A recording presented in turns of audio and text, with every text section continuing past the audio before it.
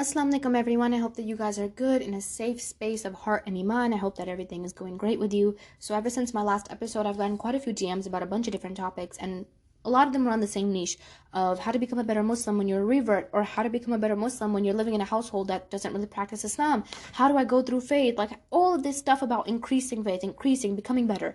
And so evidently I was thinking of sitting here just doing XYZ, telling you guys the problems and how you can overcome them.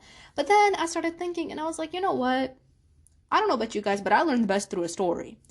And if you've been on my podcast for a hot minute, you know that I shared my story, and that was like, everyone loved that episode. That's my most listened to episode.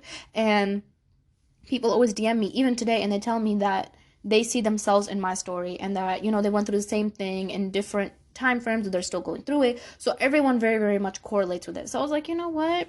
Let's drop a story, because stories are the best way to learn. So if you listen to my previous episode, just to cut it short, got deceived, suicidal, betrayal, all that. It's easier said than done. It was pretty vicious. And I went into detail about that. And I skipped a couple years of my life in between. And this is one of the events that happened that was very, very big that I skipped over. Don't talk about it. And there was quite a few more that I'm kind of skipping, jumping. There's a lot of stuff that led this to this position today. But to be truthful, I don't think that that's something I can talk about. Not just for my own sake, but for the sake of God. I think that there's certain things that should just be in, like in a secret with you and God. So this is one of those things. However, this story in particular was something that I feel like I needed a hot minute to recover from. And I still recover from this. So don't act like it's over. I'm not acting like I'm perfect. I'm not. But this story was really what led me to faith. So I felt like it would be something to share with you guys. Now, I want to start off by saying that I'm going to be really eggshelling around the story. There's going to be quite a few things that I might not really explain. I might not necessarily explain what happened in regards to parts of the story. But I think that you guys will understand. You can read context clues. You guys will understand why or what. Like, I feel like y'all going to catch on the wave. So don't worry. It's not going to be too eggshell. But I'm not going to dive too deep, because that is a little, girl, that's a messy story. But this is a story of how broken promise changed my life, and it gave me faith. So, if you listen to my previous episode, like I said, when I shared my story, the basics got heard, but there was a lot of internal war that I went through, and I talked about that on there. And one random fact that I shared on there was how much I love fireworks. And I love, love, love, love, love fireworks. It's always been something that makes me happy. Growing up, it was like my biggest passion, fireworks, right? And I also shared in my story about how, like, maybe a year and a half or 2 years ago, it was the 4th of July, and I was very excited. I was watching fireworks, and that night something really, really big happened, and I had a feeling that something was going to happen, a feeling that I was going to get betrayed, a feeling that, I was going to get really bigly deceived. But I pushed those feelings aside, shoved it under the bus, told my sixth sense that it was crazy, and I went to bed, woke up the next day, got obliterated. Your girl was ready to do something, like leave. It was insane, okay? So I kind of shared a little sentence about that in my past story. So I'm going to go into depth about that today, because this story is quite crazy. So evidently, it was that July 4th night, and I was so happy just watching the fireworks, and I was like, this is it. Like, this is what I'm living for. Like, I was so happy, right? And at this time, like, I'm transitioning towards like a little bit of Islam. Like, I'm in it. I'm praying. Like I said, I always was there, but I just wasn't there. Like, I wasn't 100% in my fullest. Like, I wasn't feeling it that much, but I was getting there. And I started realizing the consequences of sin, the consequences of doing wrong, and hellfire. Like, I really started putting my brain to it. So now I'm kind of fearing Allah. So at the time, may Allah always, keep us steadfast. Besides the point. But yeah. So kind of fearing Allah at this place, just kind of transitioning to deen. But I wasn't, like, I needed this big push, bro. And let me tell you, this was the big push. Like, this pushed me, flied me away. If it wasn't for this, I wouldn't be here. So anyway, I had a very close friend, and I think I want to preface this before I go into anything. You can have a group of friends that is really, really good to you. They can treat you nice. They can give you advice. They can be there for you, and they can be good friends. But then you can also have a group of friends that treats you amazing. They're there for you. They give you advice. They're kind. But in your absence, there's someone completely different. And in your absence, they obliterate your self-worth, and they have nothing good to say about you. And I was in a scenario too, where with a lot of people, time and time again, like, I knew these people weren't good for me. And they knew that probably this situation wasn't going to work out. But the thing is, when you meet someone, and I'm going to be honest with you, I'm not one to get manipulated. But the way that I was manipulated in some of those friend groups, oh my God, girl, I was a toy. So I'm just saying that as it is. I'm just saying as it is. Manipulated. When you get super manipulated by someone for 8 months straight, like at one point, you don't even see the manipulation because you don't realize you're being manipulated until after you come out of it, because this person is just so perfect. This person, these friends, they treat you so good that this is like a friend group from heaven. And it was kind of that situation for me. So they confided in me, I confided in them. We always told each other secrets. We've cried and trying to, like, we've done it all. You know what I mean? You know what good, real, raw friendship is like. That's what that was. And funny story, a lot of the stuff they told me was a lie. I didn't know that. But I told them real truths. I told them real emotions. I thought we was all being real up in here. And it's crazy because some people, they'll create this little storyline, this little image of themselves, and they'll drag that crap out. Like they'll lie to you about the little things. Like, what are you doing? And they'll be like, I'm doing this. Like, you don't gotta lie about little stuff like that. But they had created this storyline, this image, and they were reputing that image. So I didn't know because I was completely like oblivious to all of this. I was a freshman. I just came to high school. I didn't know about any of this that much. So, kind of naive, but I wasn't a stupid idiot either. You know what I mean? Like, I wasn't an idiot about it.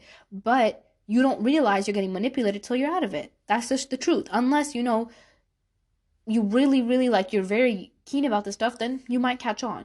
But it becomes very difficult to leave. Because when you confide yourself into someone, you tell them everything, you tell them all your secrets, you tell them all this and that, leaving them becomes very, very difficult because if you leave them, all hell might break loose. And let's be honest, if you're in high school, you can't do that. You can't just cut off somebody. People are not that mature in high school. When you cut them off, that means that you are also letting your secrets out to the public. Like, they dropped the bag, and they did. They did. They're gonna tell everything to everyone, and that's what I went through. So that's why I struggled to cut these people off, because I knew that everything of me was gonna be gone. So July 4th night, I had a feeling that like something bad was going to happen. Woke up, found out I got deceived. And I got deceived by someone that I never thought would even deceive me. Look, I got deceived by the whole friend group. Let's be honest. I got deceived by the whole friend group. But you know how in every single friend group, there's someone that you're just really, really close with? Yeah. Got deceived by that. And I didn't see that coming, to be truthful. I mean, I kind of did. You know what I'm saying? Like, God, he gave me signs. God, there was multiple times when I'd have dreams of this stuff happening. And I would push it aside. And I'd be like, oh, I'm going crazy. But I just didn't feel like it was going to happen. You get me? I wasn't 100% on board. But I got deceived. I got betrayed. And I opened up my phone, and it was just all hell broke loose. People are texting me. They're like, I didn't know you were like this. You were like, you had this going on. Like, what is this? Like, da-da-da. Like, just everything. And this doesn't necessarily always have to be bad, but even your most vulnerable emotions, you tell that to someone because you trust them, not because you expect them to tell everyone.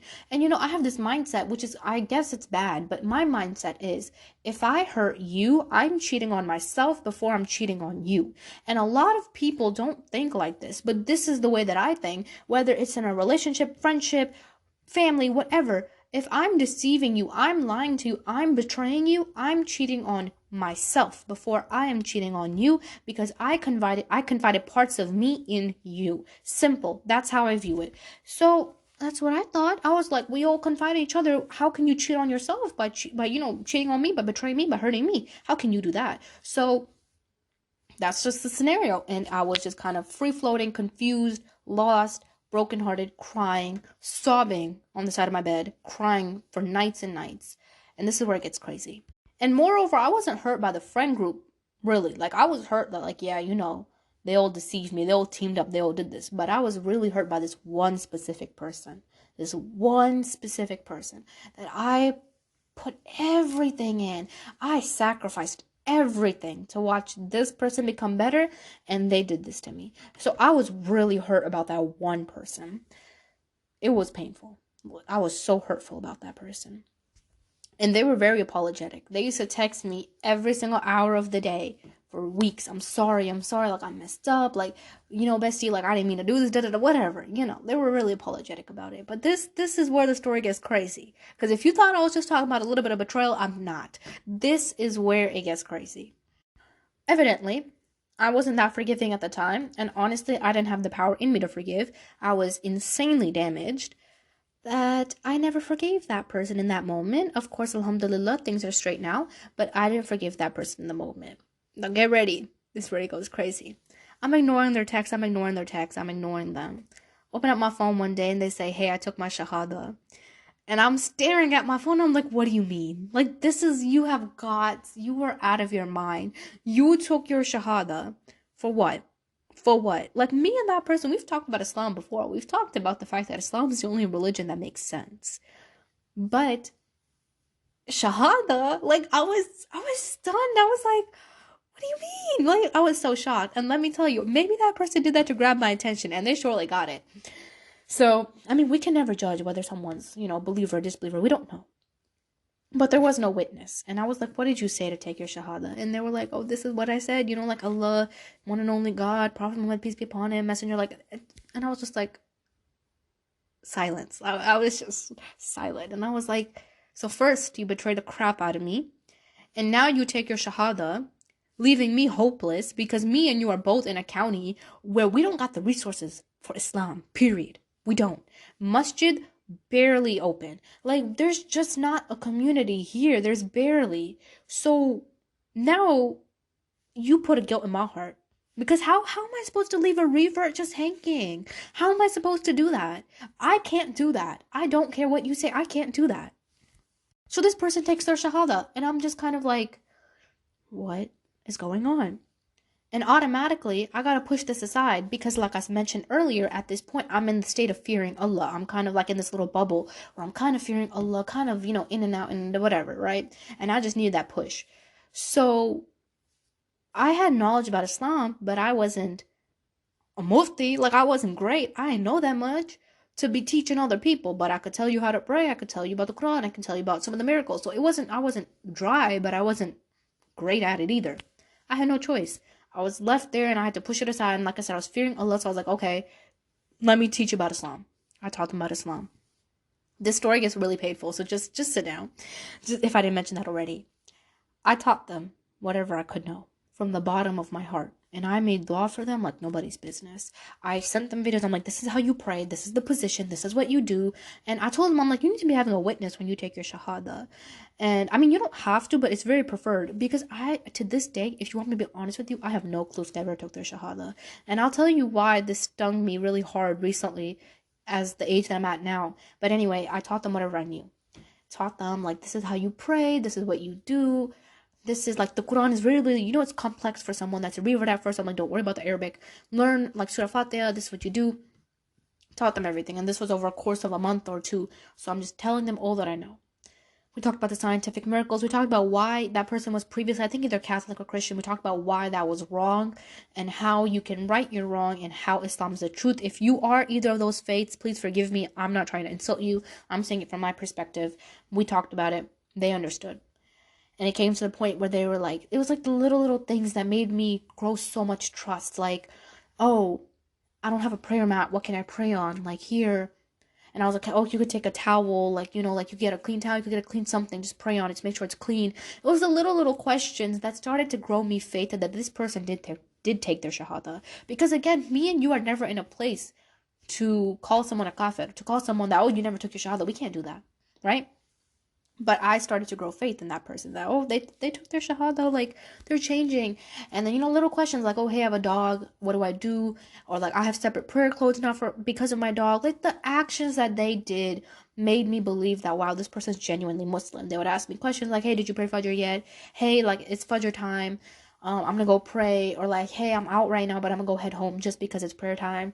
Or like, I have like, what can I pray against? Like, should there be a wall in front of me? Or like, can I have my bed in front of me? Like, little things like that. Or my mom came in my room today. Like, what am I supposed to tell my parents? Like, just, like these things that reverts go through. The struggles of feeling alone. And it warmed my heart. And I, 1000% from the shadow of my, like, I know, no doubt. I was like, this person's Muslim now.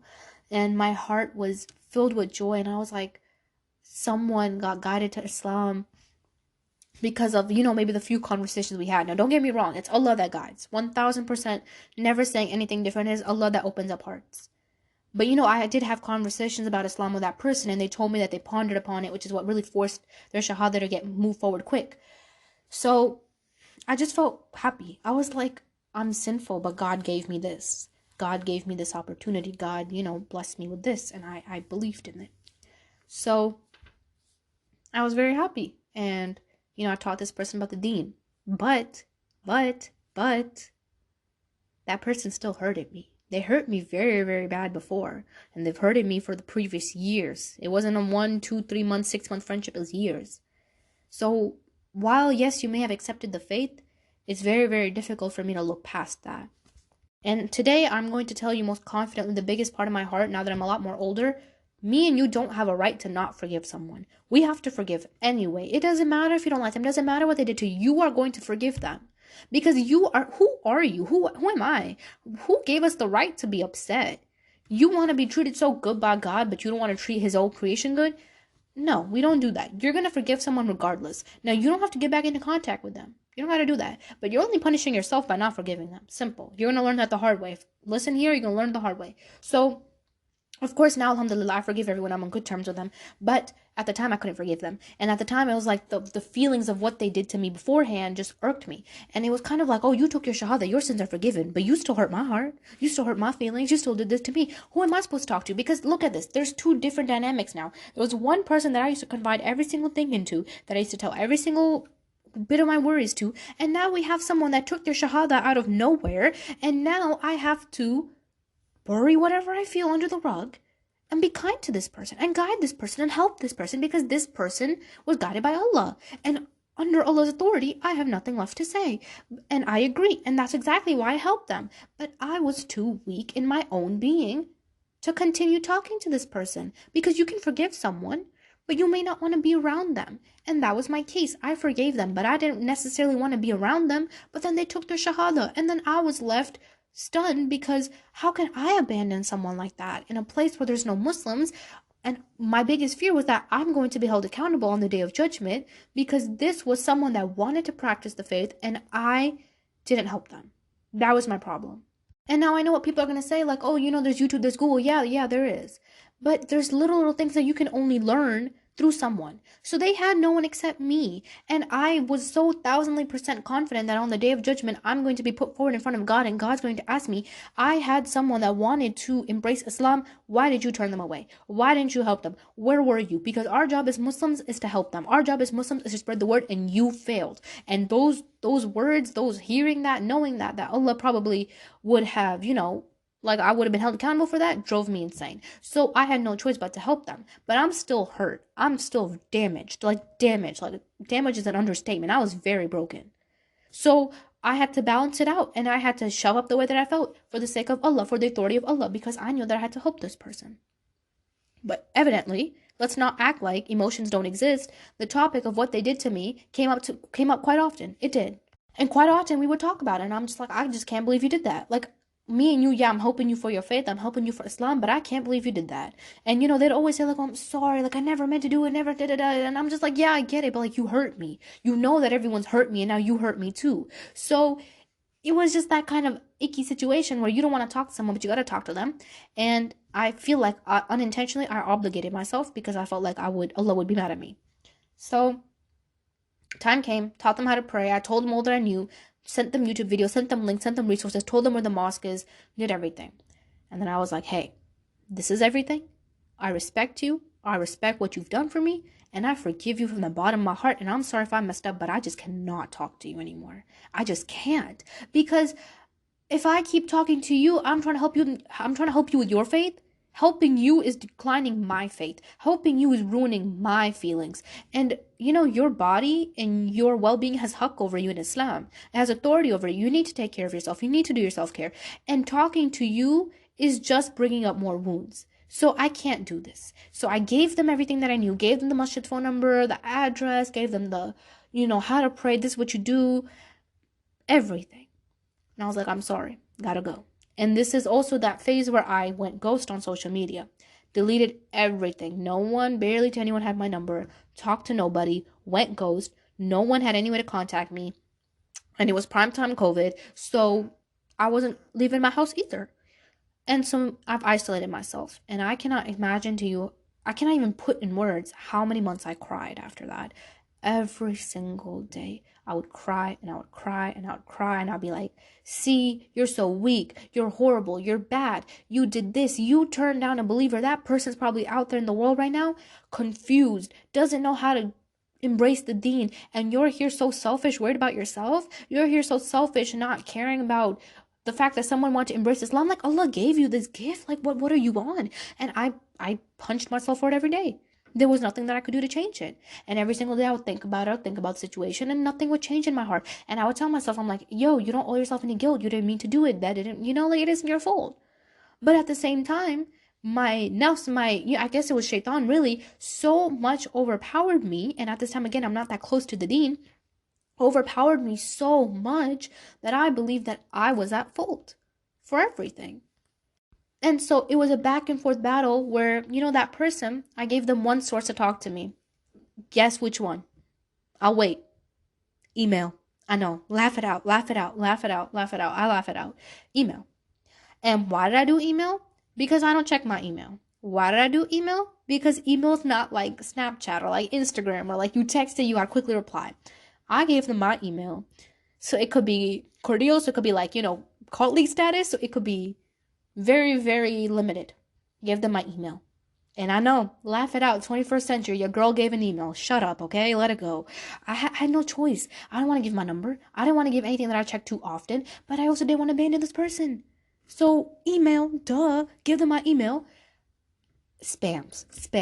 Always DM me. Always like email me. Just always. Like, hey, how do I do this? How did I? And like, just be like, I'm okay. I hope you're okay. Like on my birthday, they'd be like, oh, happy, 16th birthday. I'm so sorry. Like there was always some type of sorry and, a lot of apologies.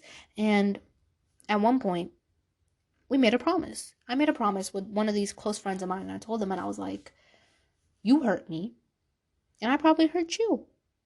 And while me and you may be besties for the resties, and girl, I love you, you really did me wrong. And you did me wrong more than anyone else ever could, more than family can.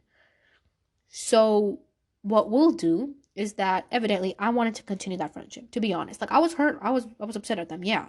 But I wanted to continue it. Because, again, like I said, you've confided so much in a person, it's very, very difficult to imagine your life without them. Let's say you're in a habit of always talking to someone. Breaking that habit is very difficult, and I had that problem. So, and also I was becoming a better Muslim myself at this phase, and so were they. So I was like, you know what? Let's focus on the religion. Let's focus on what Allah has said. Let's give it 2-3 years when I'm, a lot more sane. I've healed. I've gotten out of it. You have gotten out of it. We'll become friends again. We'll try to rekindle this friendship. We'll try to take care of ourselves. We got this, girl. So that was the vibe that we left out on. And I thought it would end all there. And I genuinely believed that this person was doing that.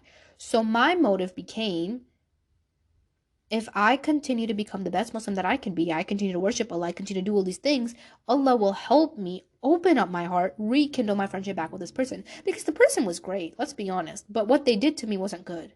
And how they were behind my back also wasn't good.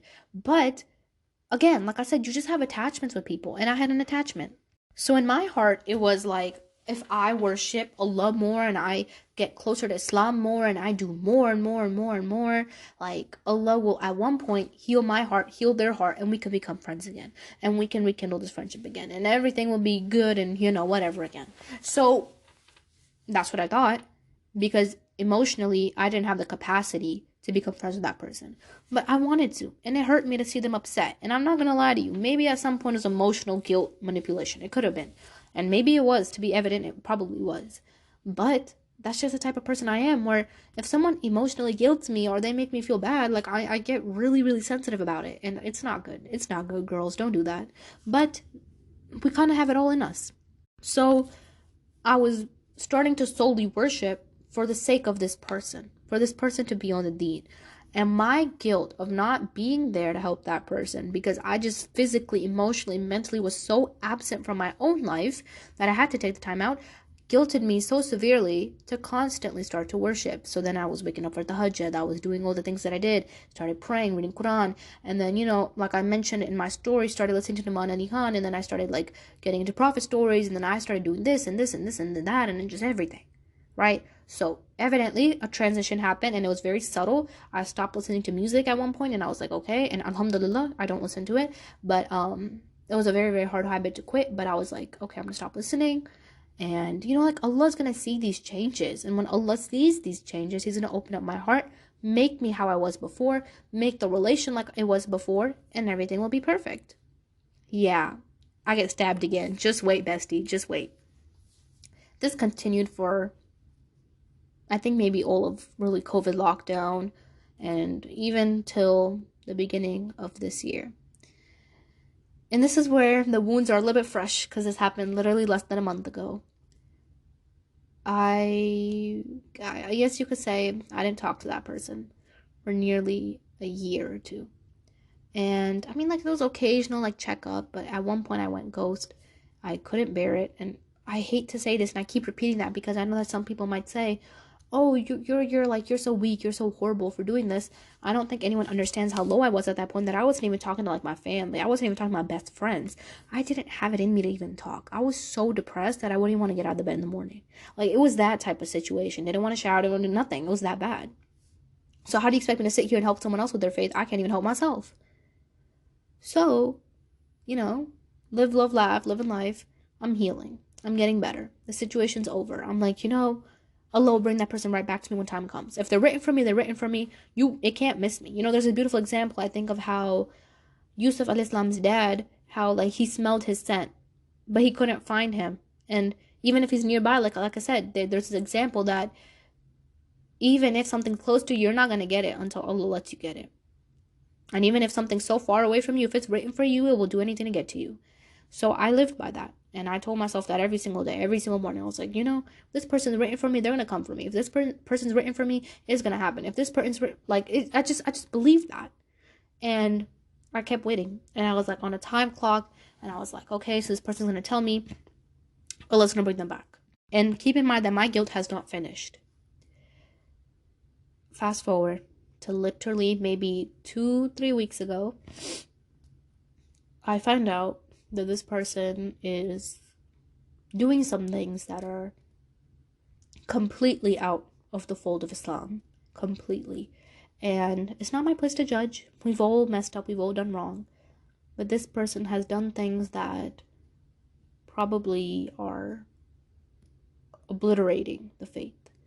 And from the lifestyle that this person has started to live, it was an automated assumption that maybe this person has left their prayer, and moreover, maybe this person even left their deen. Now, may Allah forgive me. I'm not judging. I'm not saying anything, bro. Like, there's Muslims that are off, that don't necessarily, follow the religion, and they come back strong force. I may be a good Muslim right now. I could die as a coffin. May Allah protect all of us. May Allah forgive me. May Allah bless that to all of us. Happiness. Bless us all with Jannah. Bless us all with, dying as like a Muslim and as a good one and dying as a martyr. So I pray that for all of us, but we can't judge. But let's be honest, from the open, what we see, in my mind, the first thought I had was this person ever Muslim to begin with? Or was all of this a setup to emotionally manipulate me? And that is when I just broke down. And this was literally less than a month ago. And I still think about it. And I just broke down. And I was like, how is this person doing this? And so I confronted them. I whipped out the email, whipped it out. And I started talking to them. And I was like, what is this? Like, I heard this from someone today. And I heard from this girl this. And I'm hearing that you're doing this now. And, you're with this person. And you're doing all these things. What is this? And what they said to me kind of broke my heart. And they were like, well, I can't wait for you forever now, can I? I was like, what do you mean wait for me? You're not waiting for me. We're doing this for God. Like, we did this together. We decided together that we were going to fix ourselves. We decided together that we're going to fix our iman. So what do you mean wait for me? Like, you know what I mean? Like, yeah, we were subconsciously waiting for each other. We're subconsciously waiting for us to become the best people, that Allah will reunite us and will help us each other with iman. But it was also for God. We did it for God. We did it so God could see the good in us. So God can help us also heal, because we've done so much damage. So what do you mean wait for me? And they were just like, oh, it's been like 2 years, a year and a half. I don't even know. And they were like, it's been so long. You don't even check up on me. You don't even care for me. Why the hell should I sit here? Like, they said in a kind way, but it was just kind of like, why should I continue?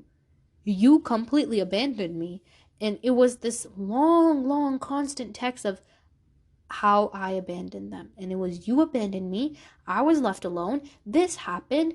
You, like, at one point, and I'm not going to blast this person, and may Allah forgive me if I said anything wrong. At one point, this person was near jail. At one point, this person was near death. And they told me some of these things, and they were like, where were you then?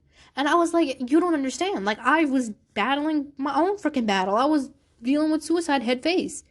And I was like, did you ever pray? Like, did you ever do the things that I told you? They were like, oh, I got into college. It got really busy for me, and all this happened. And they never directly answered my question. So I'm not going to expose anyone's sin or say what they did or what they didn't do, because I myself don't know.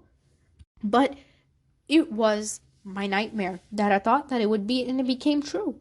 They put a big burden of blame, saying that I abandoned them, and that I never checked up on them. I never cared in the first place.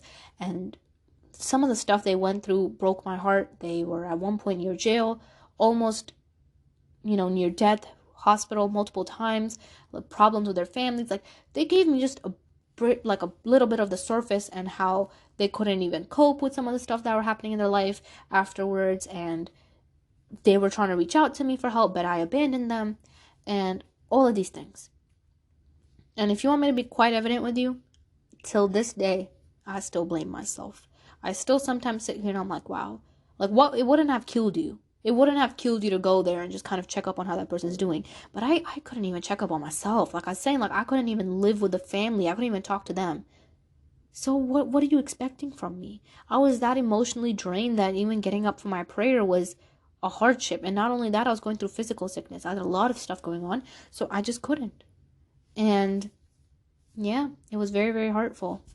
And evidently, it was a big blame, and a lot of people, they were talking about it, and they were like, this person says that you abandoned them, and you have no right to be mad. You have no right to act the way that you do. You don't have any right to feel anything. You abandoned them. They're not wrong. They're not wrong. And I sit here and I still sometimes think about it, and I'm like, I was a horrible person who abandoned an innocent, maybe revert in this world. And Islam is one of the growing religions, but a lot of people are leaving it because not a lot of people are getting the help that they need. And I sat here and I promised you that this religion would bring you peace, and this religion would bring you comfort, and then you ended up in the hospital, in your jail, about to die. Like, it's all a hot take. It's not okay. And of course, we all know that in Islam, you go through things for a test. You go through things that make you better. You get closer to Allah. Like, you got to stay on the religion, or else life is going to seem purposeless. Told him about that, and I was like, did you not remember any of the words that I said to you?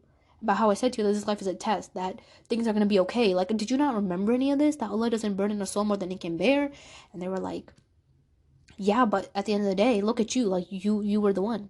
You abandoned. And, they came about it in a nice way, and it was hurtful. And they were like, I'm still not over what you did to me. I'm like, wait, what I did to you, do you not remember what you did to me in the first place? Why all of this is happening? Why I had to leave? Why I had to go on like a 1.5 year journey of talking to nobody and isolating myself in the first place? Do you not remember that? But it was just a little battle of picking wounds and scabs and whatever in a kind way. And yeah, I couldn't do anything about it.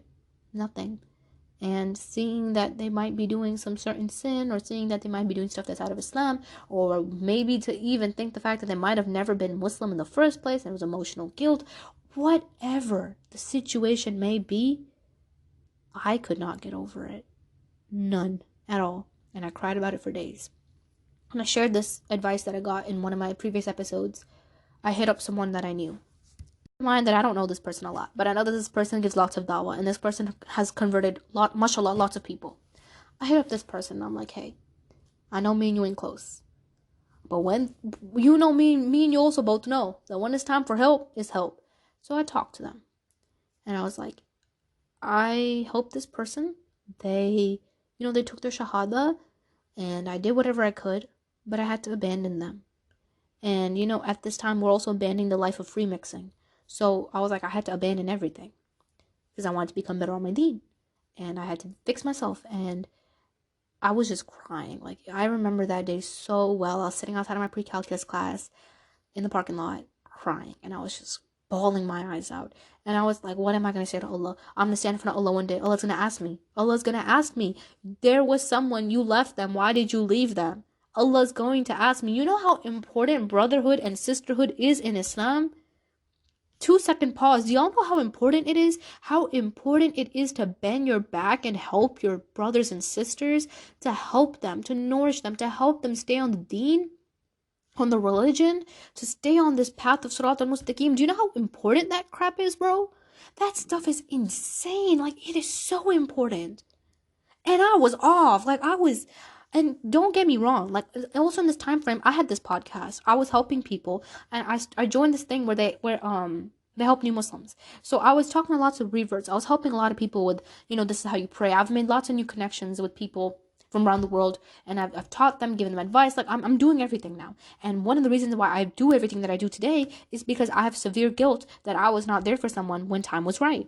So if you wanted to know one of the hidden motives, besides the fact that, I want this stuff to live on and get me to Jannah and, do everything to help people, I have severe guilt in my heart that I wasn't able to help someone. So now I go out of my way and I help even more people. And if you ever DM me on Instagram, you know that every single time, almost, I ask someone, I'm like, is there anything you're struggling with in your iman? Or if you need something, shoot me a DM. I always tell people that because I need to bend my back and help my sisters. I need to bend my back and help my brothers. Y'all, we all need to be helping each other. We do. But we don't. And that's the problem. And so I have all this guilt and I'm telling this person, I'm like, I'm guilty, like Allah's not going to forgive me. And it feels like no matter what I do, no matter how many good deeds I do, no matter how many people that I help, doesn't matter if I become a hafiz, doesn't matter what happens, Allah's not going to forgive me. Because this one sin, horrible. Worst thing you can ever do in the world. This one sin is the all and be all. Allah's not going to look past this. And one thing that I did that was very, very bad, and I still try to overcome it, is subconsciously in my mind, I told myself that every single time this person is committing a sin, I am being held accountable because they were Muslim. I completely abandoned them, and it was my wrong. Now, you may listen to this and be like, girl, you're crazy, because everyone has their own free will, and this person was older than me. They had enough knowledge to be guided. They have enough knowledge to be on the proper path. They had their phone, they had internet, they knew what they were doing. They could have changed their situation, but they didn't.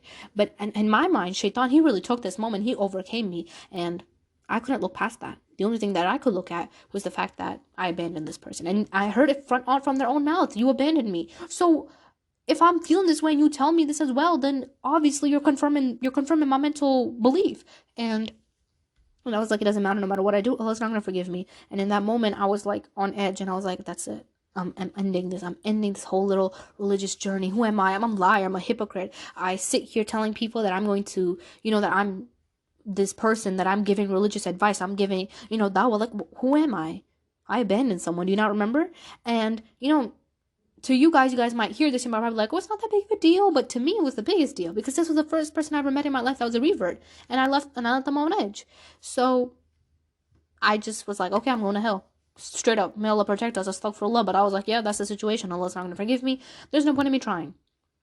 But I DM'd that person. And this person gives lots of dawah. And I was like, this is my situation. I'm absolutely obliterating, bawling my eyes out. And I was crying. And I think they knew I was crying too. And I was like, I can't do this. And I feel like I'm going to go to hell. Like, I feel like I'm to blame for everything. And they sent me a voice note back. And they were like, hold on. Take a breath. And I was like, I can't. I'm crying. And they were like, hold on. Take a breath. And I was like, okay. And then they were like, Allah says in the Quran that He will forgive all sins, even shirk. Allah will forgive all sins. Allah will forgive all sins. All of them. So where is your sin excluded? And I was like, it ain't, but like this person's out there and they're doing this crap and it's like they're leaving the fold of Islam, and if they do, then I'm getting blamed. And they were like, no. If you did your job by telling them how to pray, by teaching them about, the religion, by showing them like for a few months too, by, telling them where the mosque is, like you gave them the resources. You didn't leave them abandoned. You gave them the resources. You taught them. You told them whatever you knew. Then this is not your fault. And I was like, yeah, but you don't understand, like, the journey of being a revert. You need to help them every day. You need to be there. This is not an easy journey. I'm a born Muslim and I'm telling you this. You need the help every day. It's not easy.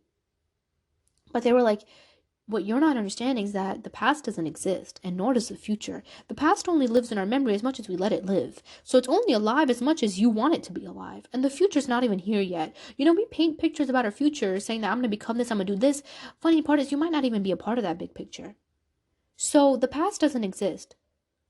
So ask yourself, if the past doesn't exist, why are you still holding on to all of this? And I didn't know what to say after that. And I was like, yeah, you're right. But that doesn't, take away the fact that I didn't help them.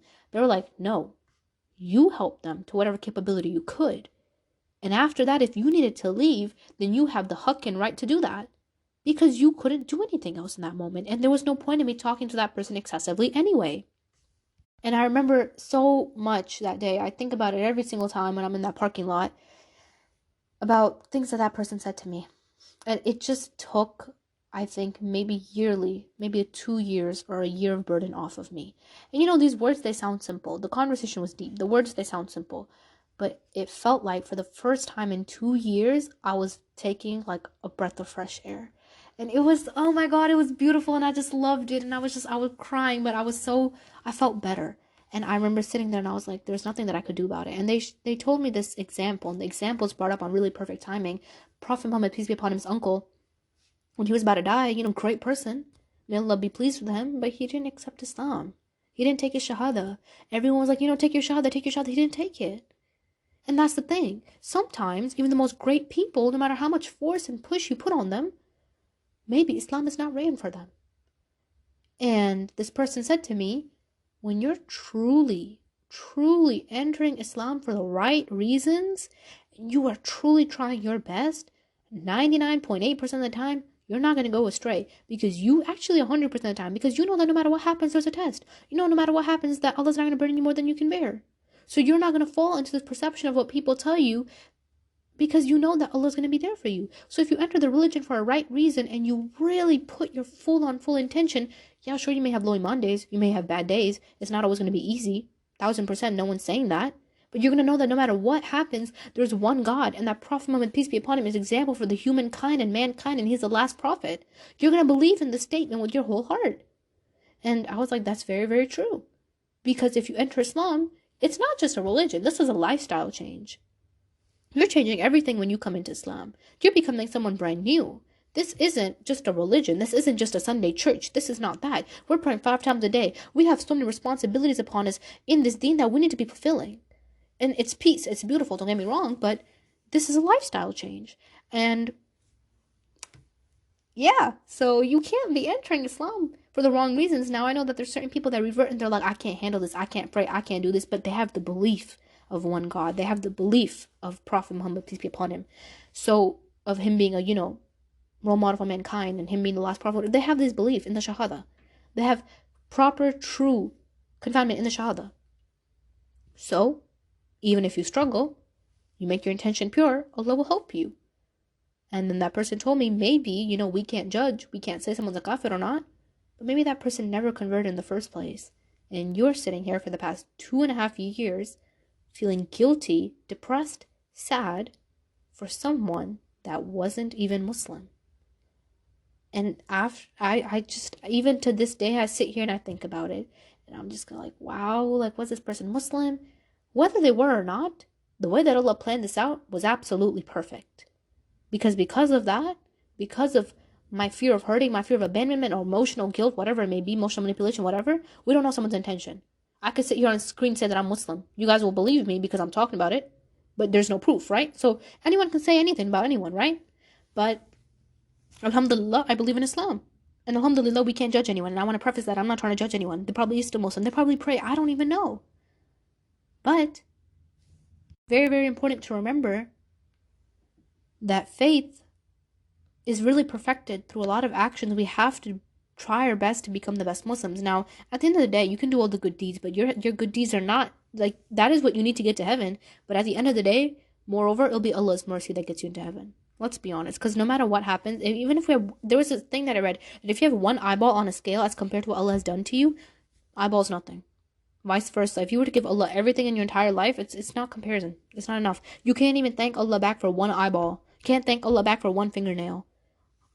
How are your good deeds gonna ever, be the reason you get to heaven? It's really because of God's mercy. But that doesn't mean that we have I'm sorry, I hate to say this, but some Christians have this belief that it's Jesus' sacrifice, believing that he died. That's what's gonna get you to heaven. That's not what we have. You gotta work hard, you gotta deserve it. You gotta do your good deeds. You can't be a bad person on earth and then just expect to get to heaven because of God's mercy. No. You have to put in your end. That's what will push you forward. That's what will make you, at least, someone like, how do I say that? Like a nominee. That sounds like such a bad word, but someone to be in the line to get to heaven. You have to. So, guilt, it eats you up. That's the thing. Like, it accumulates feelings. They grow, they grow, they grow, they grow. There's nothing that we can do about them. So, after, having this whole conversation, after being told that our job as Muslims is just to convey. That's it. We convey. We just tell them. We just say, like, this is Islam. This is what it's about. That's it. And I realized, I'm making life a lot more complicated. Because it is Allah that is the turner of hearts. It's Allah that opens up someone's heart to Islam. And if it's written for you, you're going to get it. But our job is just to convey. And I can't do anything after that. I did my best. I told them how you could pray. I told them, this is the mosque. That's where you go. Like, I told them.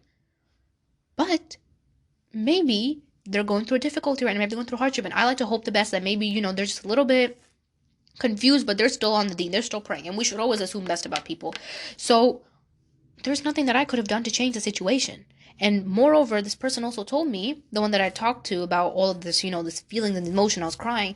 They said to me, they were like, you did the best that you could. And moreover, you did a really good job by distancing yourself. Because if you stayed in a situation that would constantly keep hurting you and hurting you and hurting you, you would have ended up losing yourself. You would have ended up also hurting yourself. And it would have created unhealthy attachments. So you weren't wrong for what you did.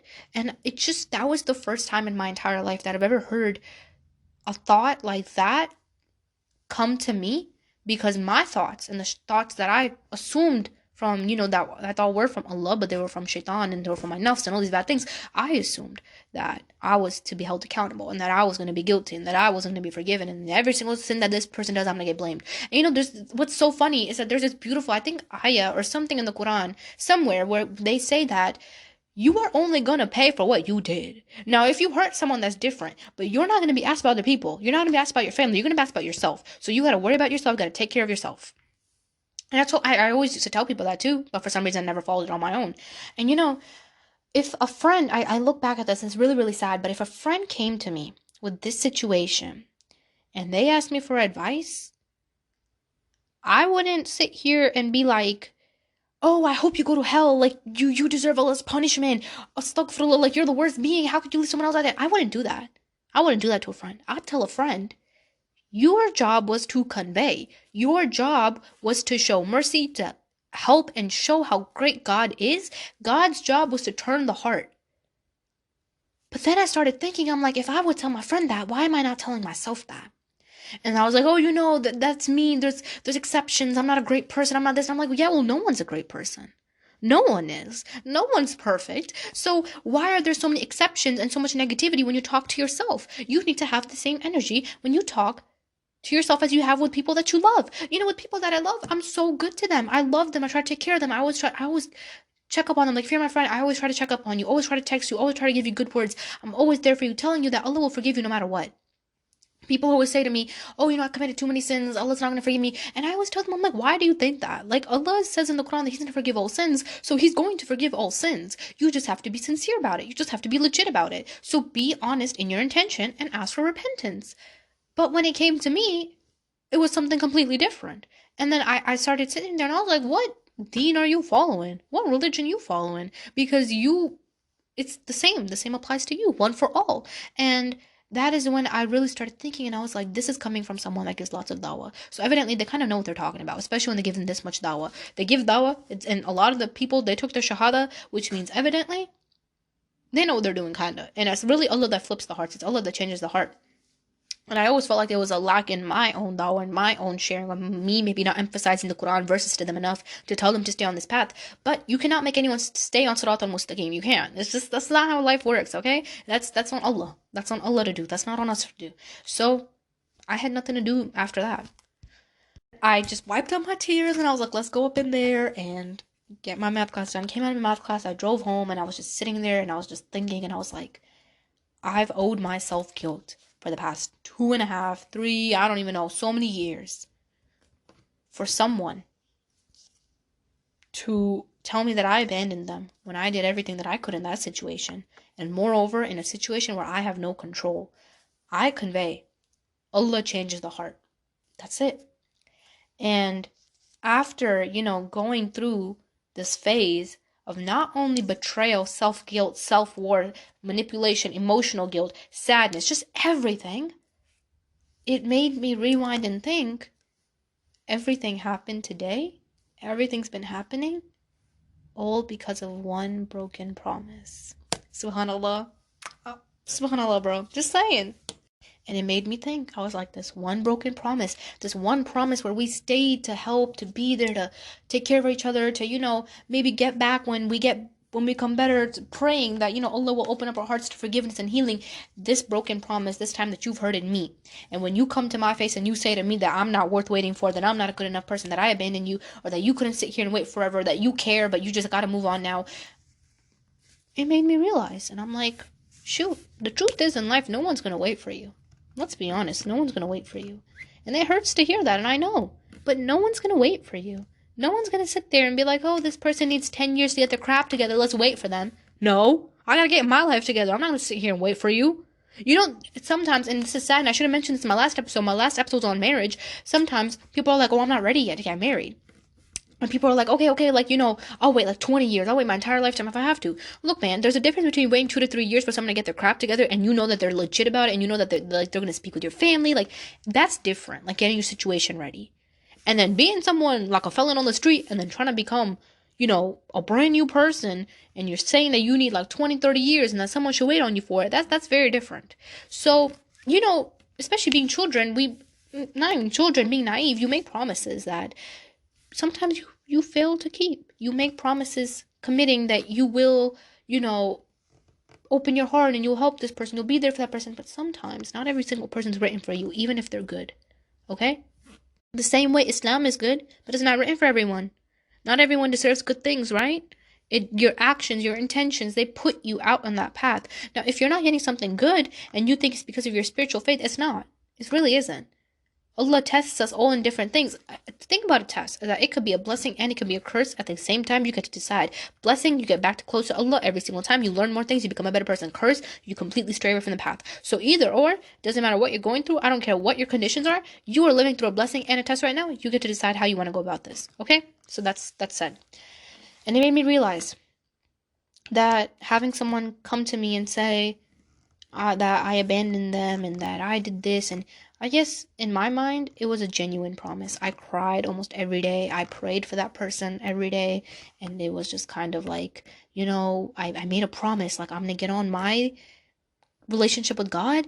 And this person get on their relationship with God. And then when we're really, really good, like, Allah's going to reunite it. That was my faith. I 1,000% believed Allah's going to reunite it.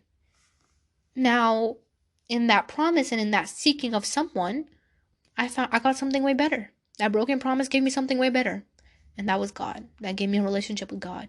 And people don't like to hear this. But because of that day, because of that promise that happened quite a few years ago, because of this person taking their shahada, or whatever the situation to be, again, we assume for the best. So may Allah grant them, the death of a believer and all this good stuff. And that belief that this person took their shahada and I started kind of helping them out, teaching them this is about Islam, made me realize that my Islam, my own knowledge is not that great. I gotta fix myself, I gotta heal myself, and I'm also very hurt. That isolation came all because of one broken promise by someone. And I cannot put into words how deep that promise was. That promise was so deep. Like, deep words, deep emotions, lots of tears. Girl, I was very sad.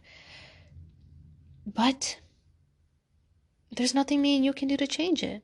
There's nothing we can do.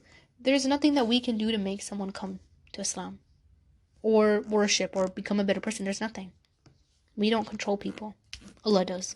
So subhanAllah, in the moment, this broken promise, it was like the worst thing ever. And it was like, at that point, I was sitting there and I was like, I did everything here because I wanted to become a better person, so, in the eyes of God, so God can reunite me with this person. That was the initial motive, right? It was like, I want to become better for this person.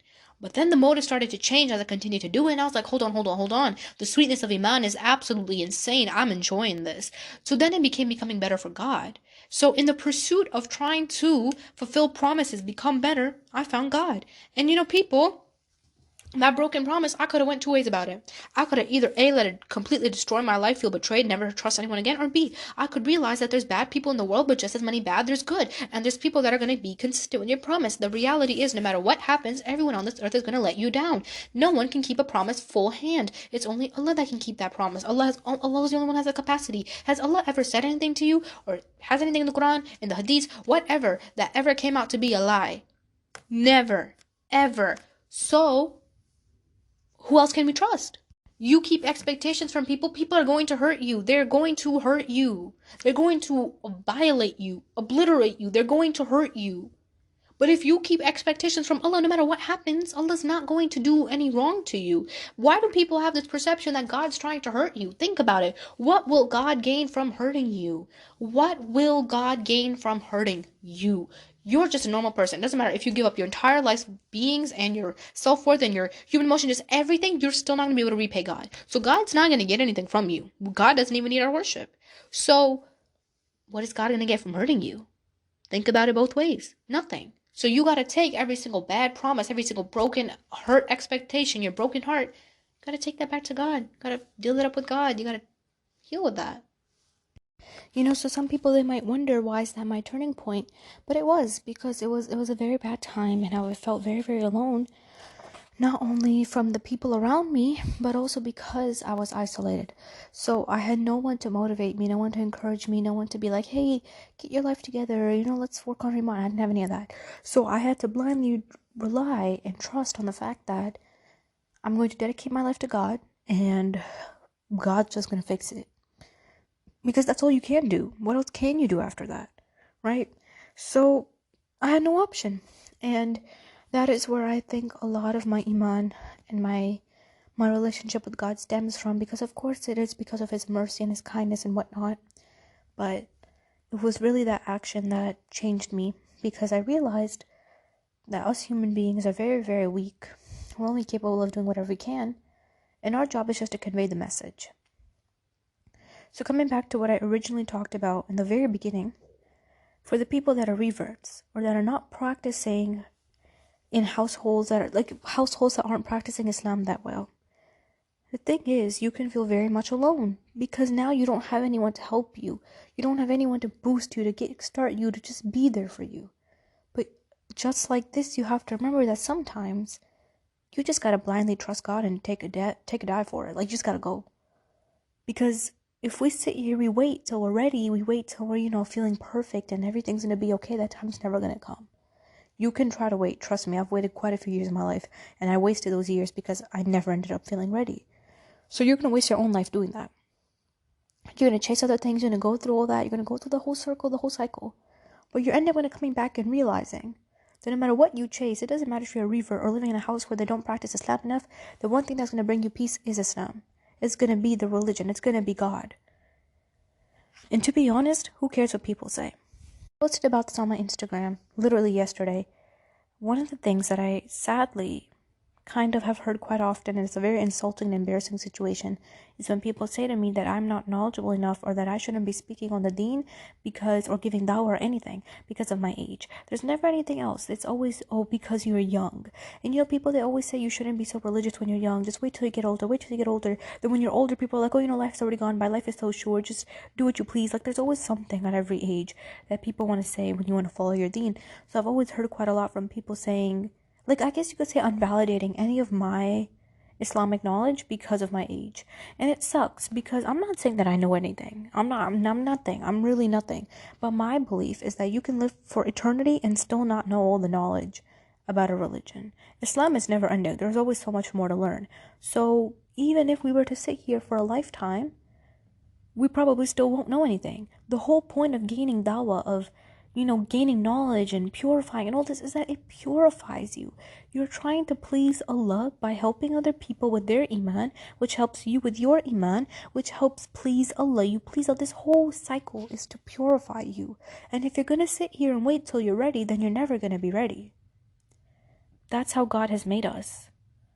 We need to be purified. We need to go through these cycles. We need to put our end in gaining knowledge, and gaining knowledge will help boost your iman so much more. So there's no reason for you to be neglecting yourself. I talked to this sister who told me about how her family, they don't let her go study. She can't go to college, nothing. And if she studies deen too much, they get a problem with it. And they're like, oh, you don't need to be doing all that. Listen to me. I don't care what happens. If your family says to you, oh, you shouldn't be, studying Islam that much, like, don't listen to them. Don't listen to them. If it's bringing you peace and you are taking on tasks as much as you can handle in a good load, you still got time for your family, still got time for yourself, do it. There's certain families that, like, you start even, like, praying and they're like, mashallah, oh my God, she's so religious. Or they get annoyed sometimes. They're like, oh, we have to go out, you gotta stop doing this. Bro, this is the basic requirements to be a Muslim. Really, it's the basic requirements.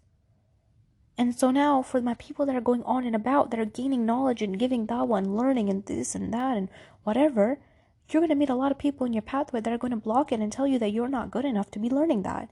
I have been told this quite a lot. Shockingly, some of you guys listen to me, you guys are like, oh, I can't believe you're 17, you're so knowledgeable, mashallah, you're so wise. Can I be honest with you? I sometimes have been in situations quite a lot where people would insult me for not knowing enough instead of trying to teach me. And it's not an easy place to be in. I've been in rooms where people would most genuinely laugh at me if I said something wrong, instead of being like, no, sweetie, this is how it is. Like, instead of educating me, they would laugh. And that stuff is not easy, but you gotta go through it. And sadly, that's one of the harder parts about gaining knowledge, because people try to gatekeep knowledge. People try to act like, oh, knowledge is for people that are older. You get older, you'll learn. No, don't get me wrong. There's certain lessons that come with age. You need to mature, you learn a few things. But knowledge is for everyone. It doesn't matter where you are. It doesn't matter if you're 14, 13, 18. It doesn't matter if you're 33. Knowledge is for everyone. And can I be honest with you? I guarantee you, as you turn old, you end up regretting not gaining knowledge earlier. When you're young, your mind is in the right place. You might as well start focusing on the things that are going to benefit you as you grow older. So that's for my people that are struggling to gain iman and gain knowledge and just finding it hard to practice. You're only going to regret it later on, so you might as well start now. It doesn't matter what people think about you. You're not living for people. You're living for Allah. And when you live for Allah, everything else falls into place. Okay? You can feel guilty. You can feel upset. You can feel bad. And I've talked to so many reverts whose families have completely disowned them. The families want nothing to do with them. And they're out there stranded living on their own. But at the same time, you need to look. You did all that you can with your family. You did all that you could to show them how Islam made you a better person, but they weren't ready to accept it. So what else can you do? Nothing. You can blindly sit there and just worship God. Sometimes it takes a motive from this world to push us to start worshiping God. Some very, very big things. Sometimes, you made a promise with someone like I did, to fulfill, to become a better person, to become someone better for someone else. You start to worship God because God will heal you. But in that process, you end up cutting out, detoxing, and losing all the people that don't actually want anything good for you. And let me tell you, I've lost so many people that I'm bare lonely. People say to me all the time in my DMs how lonely they are and how they don't have a community and how my podcast made them feel better. Y'all, I'm the same way. I don't have anyone here. That's exactly why I have a podcast, because I like to talk about these things, but I have no one to talk about them with. So I share them on here.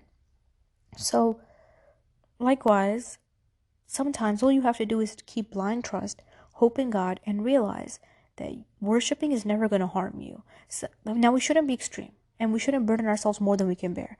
Don't be doing so much that you can't even make time for yourself, that you're not even intaking anything. You know what I'm saying? Don't do that. But do take time to reflect on maybe an ayah of the Quran, or maybe sit there and watch a video, something about Islam. Do it small, and build up. No one's expecting you to be, a hafiz overnight. No one's accepting anything good from you. But it's just about doing the small things that will help you remember your Lord a lot more. In this journey, you're going to find a lot of people that are going to tell you that you're not deserving, that you shouldn't be doing this. Or there's going to be people that are going to try to misguide you, and they're going to completely try to obliterate your deen and obliterate what you believe in and say that this whole religion is wrong. You're going to fall in waswasa, you're going to fall in doubt. Some people get OCD because they want to be so perfect in the prayer, but they're not realizing that your human nature is imperfect. So what are you expecting out of yourself? Okay? So remember that. Take that into account. For all my people that are reverts and growing up in households that probably don't promote them to be, be too religious, remember that you can never be too religious, really. Just don't be extreme, and by extreme, I mean don't overburden yourself. But I'm telling you, the more and more you feel iman, the more sweetness, you're going to dive in, bro.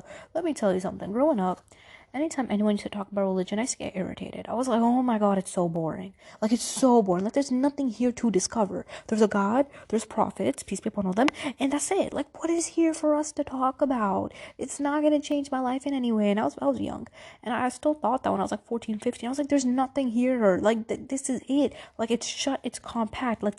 Okay, like, we act upon it, whatever. But that was because I was raised in places where people laughed at you if you got a question wrong.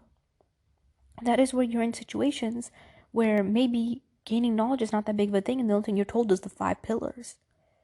But when you dive in Islam, you realize that it has a lot of emotional connections for humans. But people don't talk about the emotional side. They just talk about what you got to do. They don't ever tell you why you got to do it. They just tell you what you got to do. So dive into it. Dive deep into the religion. You know, I sometimes consider becoming a niqabi. Not gonna lie to you guys. And it's insane. Because I sit here and I say that word and I'm like, are you out of your mind? Like, is this me? And I get so shocked because I never even thought that I'd sit here and I'd, like, talking about Islam would be a hobby of mine. You could pay me $1 million and I wouldn't believe you. That's just how it was. That's how subtle Allah is in changing us. And it can take someone's broken promise or heartbreak or anything to make you to this point. So maybe if you're going through any of these things, you need to remember, you can become someone insanely amazing if you allow yourself to be. One of the cycles that I go through quite often, which sucks, is that my imaan, it's like seeking knowledge really helps my imaan. And that's like one of the only things that really makes it feel better besides prayer. At certain times, I will end up feeling very frustrated and harsh with myself. I'm not gonna lie to you guys, I'm very, very vicious on myself. If you're close to me, you know that I don't even like to ask for help. I don't like to ask for help. I'm very vicious. I'm my biggest judger, and I will always belittle everything that I do. And I'm always like, oh, this is not enough. Like, oh, yeah, I'm doing this. I'm studying this, but that's not enough. Yeah, sure, like, people like my content, but I can do better. Like, and as Muslims, we should always be trying to reach a level of excellence, yes. But you should also try to be reaching a level of excellence in understanding your self-worth and understanding what you're capable of doing. So sometimes I tend to overburden myself with more than I can ever handle. It makes my imaan happy, it makes me happy, but it completely ruins my routine because I'm like behind and I don't know what to do. Like, it's just, like, it takes you out of your schedule. Like, there's so much overburdening you sometimes, but you need to do these things because they make your imaan feel better. Here's the thing. Consistency is key. You can be doing 1 ayah a day, and if you're consistent, you're gonna get rewarded for it. I sometimes belittle my deeds, and I'm like, oh, this is not enough to get me to heaven, so I gotta add this on. I gotta start doing this. I gotta start doing this. And subconsciously, I start to add on so many things that I can't handle it. And then that's how you make religion a burden. So don't do that. Be proud of yourself for the little things that you do. And in your brain, every single communication, every time you eat, every time you sleep, make an intention that you're doing this to become better, to worship better, to become a better human being, and you'll be rewarded for doing it. Simple. So don't be so vicious on yourself. Allah remembers even an atom weight of a good deed. So if you smiled at someone today on the road that you don't even remember, that's on you. You got a good deed. Like, there's so many good little things that we do in our day that we completely ignore, and we get so vicious because we're not seeing these big, humongous changes in ourselves. You're in the process right now. You're in the changing, bruh. Like, you are becoming someone great. But you gotta believe that you are, and you gotta see the little changes that have come in your life. Whether it's you stopped listening to music for 3 months, be proud of yourself. You stopped. Whether you started praying on 5 times a day, be proud of yourself. You started doing it. Small things. I sometimes think, and I'm like, oh, when I'm a hafiz, I have the whole Quran memorized, that's when I'm gonna be the most proud of myself. But when I reach that point, I know that it's going to be something else that I'm going to set a standard to, and I'm going to be like, oh, it's still not enough. And don't get me wrong, that's a good way of thinking, to always promote and do more. But you also need to sit down, take a moment to be proud, because you've made it far, and Allah is just as much as proud as you, okay? The way that you feel, the way that your emotions are, that doesn't project God's love for you. I know some people, they're like, I feel ugly, I feel horrible, I hate myself, da-da-da. That doesn't mean God hates you. Don't project the way that you feel on yourself. Don't project your insecurities on yourself. Don't think that that's how God views you. Because God has nothing to take from you, nothing to harm from you. Why? Don't think like that. The way that you project and view yourself is only going to hurt you. Because God's by your side. God knows that you're capable of accomplishing anything. You're capable of, seeing and becoming who you wish to be. But it's only you that's holding yourself back. Maturity and all these things, yes, they come with age, but knowledge is what truly makes someone wise. So go out there, gain your knowledge, gain what's good for you, stop being so vicious on yourself, and realize that no matter what you do when it comes to faith, to obtain faith, to grow faith, you need to be consistent and you need to be honest. Honest with yourself, honest with God. This is as much as I can do. I can't do more than this. Then be consistent with what you can do. There's a lot of people that are like, well, I want to attend this school, I want to go here, and I want to get a degree in this, and, Islamic studies, and all these things, and they have all these accomplishments. Listen to me. If you make the intention to do these things in your lifetime, you plan it out, like, oh, maybe by the time I'm 30, I'll stop, like, I'll have the Quran memorized, or by the time, maybe in March, I'll start studying, like, the Sharia law, or whatever. It doesn't matter. Whatever you choose, I'll start, reading a juz a day. Whatever you choose, bruh. You make the intention to do it, and let's say you don't live that long to do it, you're still going to be rewarded as if you did it because you intended for it. So make the intention in your brain and kind of mentally map it out. Realize that, okay, I want to study this, I want to study this. Map it out. And then slowly progress and work your way there. Don't sit there and overnight grab all these things and be like, okay, I'm starting doing all this today, adapting my routine, and this is it. I'm not changing my mind. No. Islam is a slow progress. You gotta move slow. If I know someone who completely wiped out their identity after taking their shahada, wiped it out, like they're no one who they used to be, and now they kind of suffer because of it, because it feels too sudden. That's also a problem. So be kind, be slow, and be patient, because iman is something that's going to fluctuate your entire lifetime.